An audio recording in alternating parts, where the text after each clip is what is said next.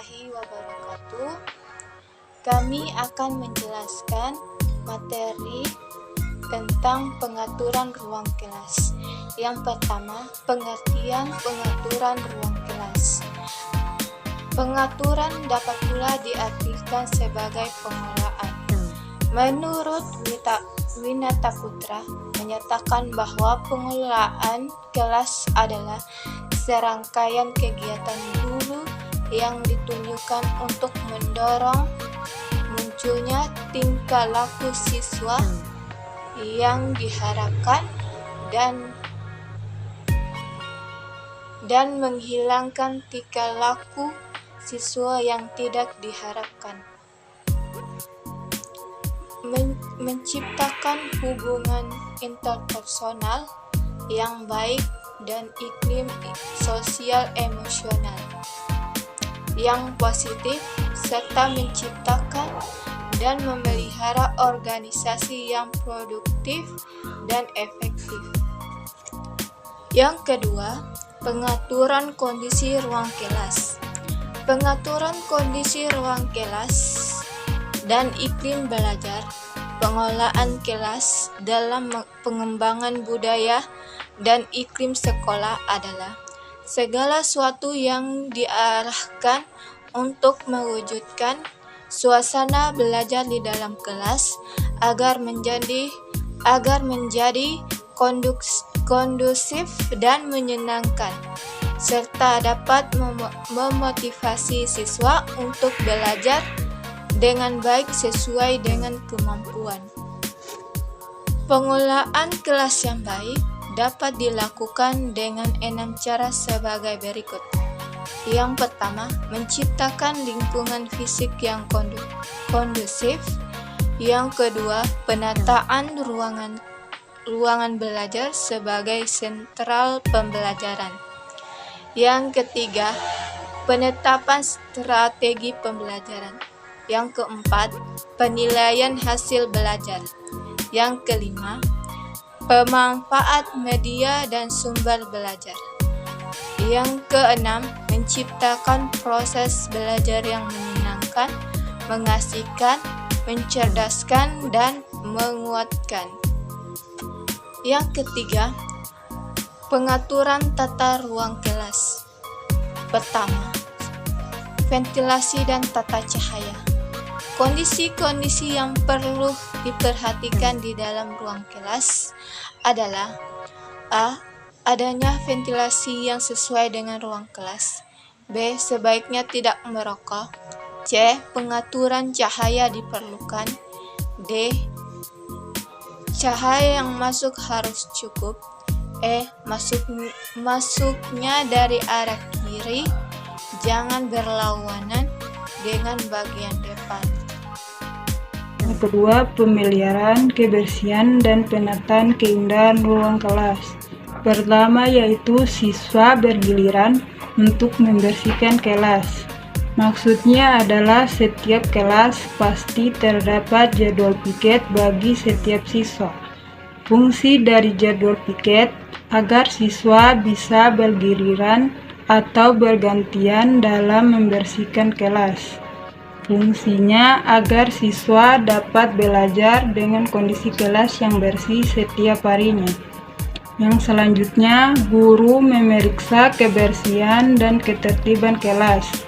Fungsi guru di sini mengontrol setiap harinya apakah kelas tersebut bersih, apakah siswa di dalam kelas dapat mengelola kelasnya dengan baik, agar terciptanya ketertiban dan kenyamanan di setiap harinya dalam pembelajaran.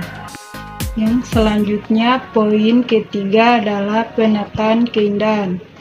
Dalam penataan keindahan ini, yang pertama A. Memasang hiasan dinding yang mempunyai nilai edukatif. Misalnya hiasan dinding seperti foto presiden, para pahlawan, peta atau globe. Unsur edukatif artinya mempunyai nilai kebermanfaatan bagi siswa.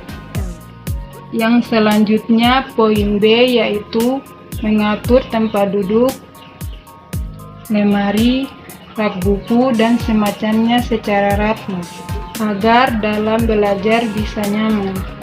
Poin yang terakhir yaitu merapikan meja guru dengan memakai taplak meja, vas bunga, dan sebagainya. Pengaturan tempat duduk. Dalam kegiatan belajar mengajar, siswa memerlukan tempat duduk yang aman dan nyaman untuk dipakai. Karena jika siswa itu duduk berjam-jam dengan tempat duduk yang tidak nyaman dipakai, maka siswa akan merasakan ketidaknyamanan dan mengganggu konsentrasi dalam pembelajaran. Maka dari itu, tempat duduk di sini sangat perlu diperhatikan untuk kenyamanan siswa di dalam kelas.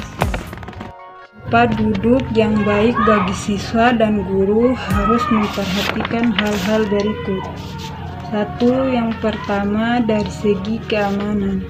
Guru atau murid yang menempati tempat duduk tersebut harus memiliki rasa aman di saat mendudukinya, sehingga tidak perlu khawatir atau jatuh bahkan celaka. Oleh karena itu, bangku atau kursi yang disediakan sekolah harus benar-benar memadai dan aman untuk digunakan.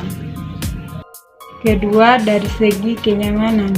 Kenyamanan di sini bukan berarti tempat duduk itu harus empuk, tetapi jika memang memadai tidak masalah. Tempat duduk di sini harus cukup enak digunakan. Itu bisa dilihat dari alas yang harus datar dan jangan sampai miring. Memiliki sandaran, tidak terlalu ke depan atau ke belakang, serta perbedaan antara tempat duduk dan meja harus memadai. Terakhir, yaitu dapat diperhatikan dari segi ukuran. Agar merasa aman dan nyaman, sebaiknya perlu memperhatikan hal-hal berikut.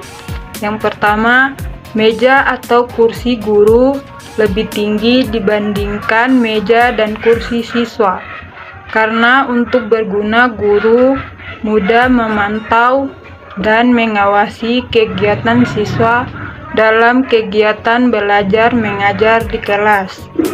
2. Selanjutnya yaitu bentuknya sederhana, kokoh, dan bahannya kuat. Itu untuk berguna ketahanan, kenyamanan, dan keamanan saat pemakaian. Yaitu ukuran daun meja adalah 100 cm x 50 cm. Yang keempat, tinggi meja kurang lebih setinggi pinggul siswa. Dan yang terakhir, tinggi kursi kurang lebih setinggi lutut siswa.